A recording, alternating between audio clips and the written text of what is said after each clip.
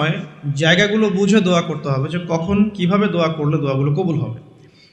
প্রথম কথা হচ্ছে, দোয়া করার শুরুতে আপনি দরুদ পড়বেন, দরুদের ফলে দোয়া কবুল হয়। দরুদ না পড়লে দোয়াটা আসমানে গিয়ে ঝুলে থাকে, উঠিয়ে নেওয়া হয় না। যখন দরুদ পড়া হবে তখন দোয়াটা উঠিয়ে নেওয়া হবে। দোয়া করার কিছু টেকনিক আছে, যে কিভাবে কি দোয়া করলে কবুল হবে, কখন দোয়া করলে কবুল হবে, এগুলো বুঝে দোয়া করতে হবে। অনেকেই বলে দোয়া করেই যাচ্ছে, কবুল হচ্ছে না। কিছু বিষয় আছে হয়তো এই কারণে হচ্ছে না, হয়তো বা আল্লাহ পাক চাচ্ছেন এটা আপনার জন্য পরে পাওয়া উত্তম, সেই জন্য আপনি এখন পাচ্ছেন না। হয়তো বা আল্লাহ পাক আপনাকে পরকালে দিবেন বলে জমা রেখেছেন, হয়তো এই জন্যে পাচ্ছেন না। অথবা হয়তো আপনার আকীদায় শিরক আছে, হয়তো এই জন্য হচ্ছে না।